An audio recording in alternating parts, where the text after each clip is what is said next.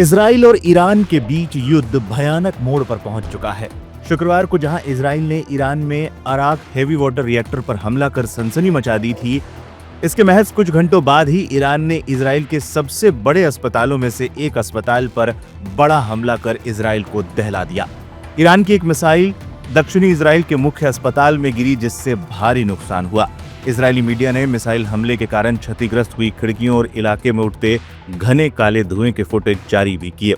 जिस वक्त ईरान की तरफ से इस अस्पताल को निशाना बनाया गया था, उसकी भी तस्वीरें सामने आई हैं, जिसमें साफ साफ दिखाई दे रहा है कि हमले के बाद कैसे बिल्डिंग से धुआं निकलने लगा, जबकि अस्पताल के अंदर भगदड़ मच गई और लोग अपनी जान बचाने के लिए इधर उधर भागते हुए नजर आ रहे थे। अटैक के बाद किस तरह से अस्पताल के अंदर भगदड़ मच गई थी। 10 लाख निवासियों को सेवाएं देता है अस्पताल। ईरानी मिसाइल ने सोरोको मेडिकल सेंटर को निशाना बनाया, जो इजराइल के दक्षिण में स्थित मुख्य अस्पताल है।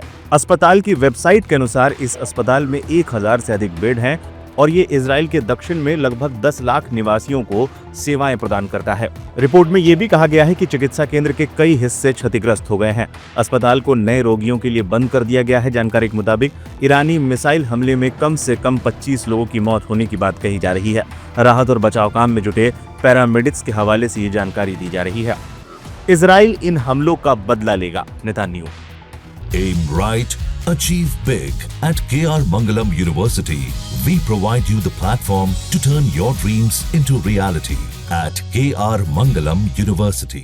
हमले को लेकर ईरान का दावा है कि इस अस्पताल के अंदर IDF का सेंटर चलाया जा रहा था, इसी वजह से इस पर हमला किया गया है। वहीं इस हमले के बाद इजराइल को बड़ी चोट लगी है।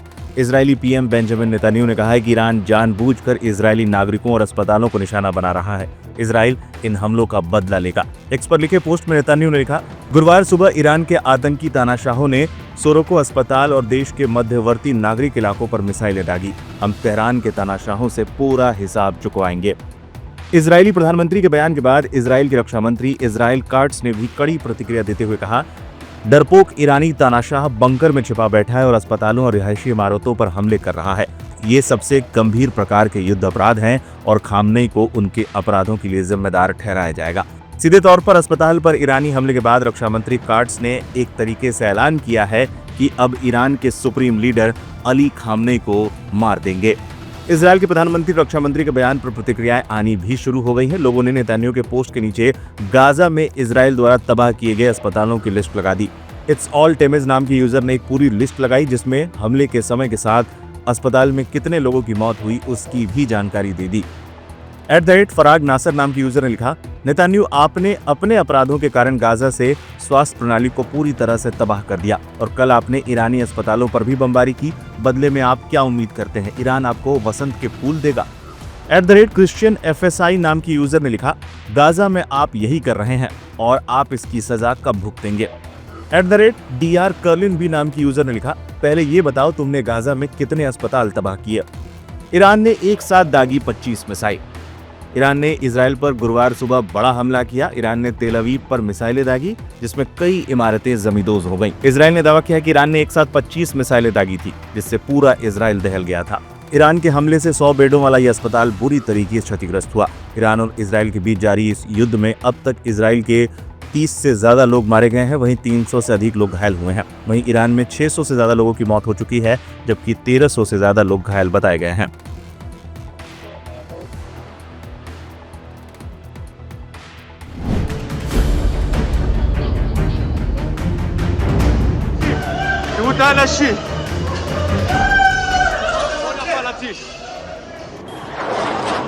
सातवां दिन और ईरान इजराइल की जंग जारी है, लेकिन गुरुवार को ईरान ने इजराइल पर बैक टू बैक मिसाइलें दागी, जिससे इजराइल में अफरा तफरी मच गई।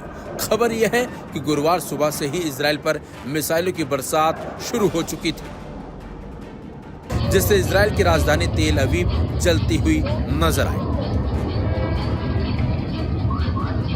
ईरान की दागी गई एक मिसाइल ने इजराइल के दक्षिणी हिस्से के मुख्य अस्पताल सोरोका मेडिकल सेंटर को निशाना बनाया है। अस्पताल प्रशासन ने बताया कि हमले में अस्पताल के कई हिस्सों को भारी नुकसान पहुंचा है और कई लोग घायल हुए हैं। खबर यह भी है कि ईरान ने इजराइल के स्टॉक एक्सचेंज को भी निशाना बनाया है, जिससे काफी नुकसान हुआ है। लेकिन आपको बता दें, ईरान की तरफ से जिस वक्त सुरोका अस्पताल को निशाना बनाया गया था, उसकी जो तस्वीरें सामने आई हैं वो काफी भयानक हैं। इन तस्वीरों को देखने से साफ साफ दिख रहा है कि हमले के बाद कैसे बिल्डिंग से धुआं निकलने लगा था, जबकि अस्पताल के अंदर भगदड़ मच गई थी और लोग अपनी जान बचाने के लिए इधर उधर भागते हुए नजर आए थे। देखिए अटैक के बाद किस तरह से अस्पताल के अंदर भगदड़ मची थी।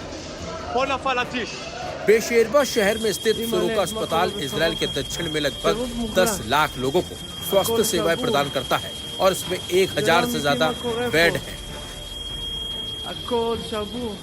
Aim right, achieve big. At KR Mangalam University, we provide you the platform to turn your dreams into reality. At KR Mangalam University. तेल अवीव पर हुए ईरानी मिसाइल हमले में कम से कम 25 लोगों की मौत हो गई है। राहत और बचाव काम में जुटे पैरामेडिक्स ने ये जानकारी दी है। हमले के बाद अस्पताल ने आम लोगों से अनुरोध किया है कि वो इलाज के लिए फिलहाल अस्पताल न आए। अधिकारियों के मुताबिक अस्पताल के साथ साथ कुछ रिहायशी इमारतों को भी काफी नुकसान पहुंचा।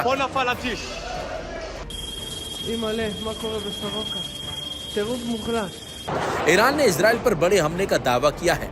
ईरान ने तेल अवीव पर मिसाइल दागी है, जिससे कई इमारतें जमींदोज हो गई हैं। इजराइल ने दावा किया है कि ईरान ने एक साथ 25 मिसाइल इजराइल पर दागी हैं, जिससे पूरा इजराइल दहल गया। इसके साथ साथ ईरान ने दावा किया है कि इस अस्पताल के अंदर आईडीएफ का सेंटर चलाया जा रहा था, इसी वजह से इस पर यह हमला किया गया है। वहीं इस हमले के बाद इजराइल को बड़ी चोट भी लगी है। ईरान के इजराइल पर किए गए अटैक के बाद प्रधानमंत्री नेतन्याहू का भी बड़ा बयान आया है, जिसमें उन्होंने कहा, ईरान ने सुरोका अस्पताल में हमला किया, रिहायशी इलाकों पर अटैक किया, ईरान को इसकी कीमत चुकानी होगी। ये दोनों देश आपको बता दें एक दूसरे पर वार पलटवार कर रहे हैं। ईरान में अब तक इन हमलों में 639 लोगों की मौत हो चुकी है, जबकि 1000 से ज्यादा लोग घायल हो चुके हैं। बावजूद इसके दोनों ही देशों के बीच जंग जारी है और लगातार लोगों की जान भी जा रही है। फिलहाल देखना होगा कि कब ये युद्ध थमता है, क्योंकि कई देश हैं जो इन दोनों देशों को समझाने की कोशिश कर रहे हैं कि युद्ध अब रोक दीजिए, क्योंकि इसमें आम लोगों का सबसे ज्यादा नुकसान हो रहा है।